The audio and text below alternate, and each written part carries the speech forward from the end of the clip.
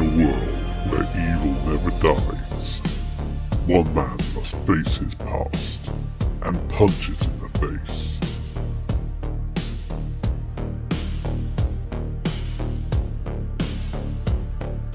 He was just a man until the mask made him a monster. Now Rick has got one night to save Jennifer and unleash hell on the monsters that haunt the Splatterhouse.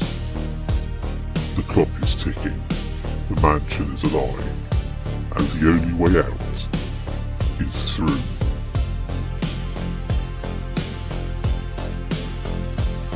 This summer, justice wears a mask and vengeance has a body count. Splatterhouse 3, the final nightmare begins now. Splatterhouse 3 is rated R or radical. Coming soon to a living room near you, if you dare. Hello and welcome to the Evercade Retreat. Gene Joke here, and as you can tell, I'm bringing a review and ranking of Splatterhouse 3 from the Namco Collection 2 and adding it to my growing list where I rank every Evercade game ever.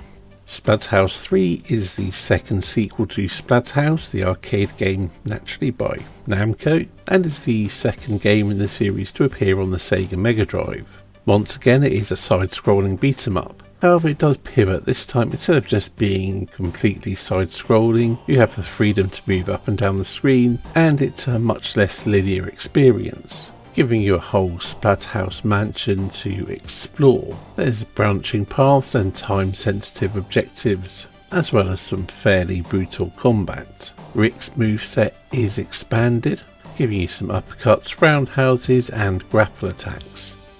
It also involves power orbs, which when you collect enough allows you to turn into a even more hulking beast to smack down the enemies and in particular the bosses.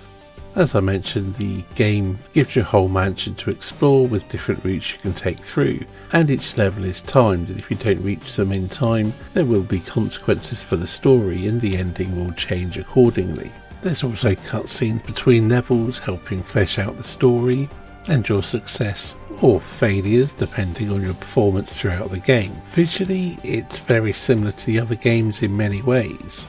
It has that 80s, early 90s horror vibe, very Hellraiser, Evil Dead, that sort of thing. Rick looks better than ever in this game, and the enemies are also very good. However, some of the backgrounds do appear a little bit drab, but given the setting for the game, being primarily set within the mansion, it's sort of understandable. It's all well done, but it lacks the flair of Splatterhouse 2. The soundtrack is suitably moody and oppressive, and gives a sense of urgency to the proceedings.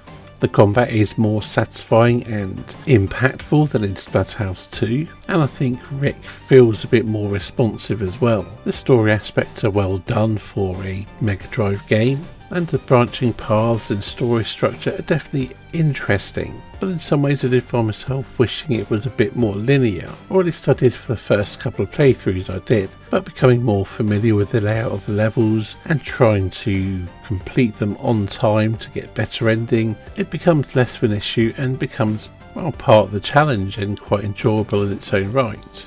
It can get quite challenging, but on the Evercade and save states, you'll be able to get around that if you don't care to take the time to get good at it. I think it's safe to say that while Splatterhouse 3 didn't revolutionise the beat-em-up genre, it did something a bit different. It was ambitious, even if it didn't hit the mark completely, and it is one of my favourite beat-em-ups from the Mega Drive. Yeah, this is a game I had back in the day and I really enjoyed it. It is my favourite of the Splatterhouse games. To place it in my overall ranking of every Evercade game, I would have to put it above 1944 The Loop Master, but below Fireshark. This might be higher than most people would place it, but I'm a fan of 80s horror and I have a lot of nostalgia for this game, so it could be a bit higher because of those things, maybe. Anyway, that's it for this video. Thank you for watching and I'll see you in the next one.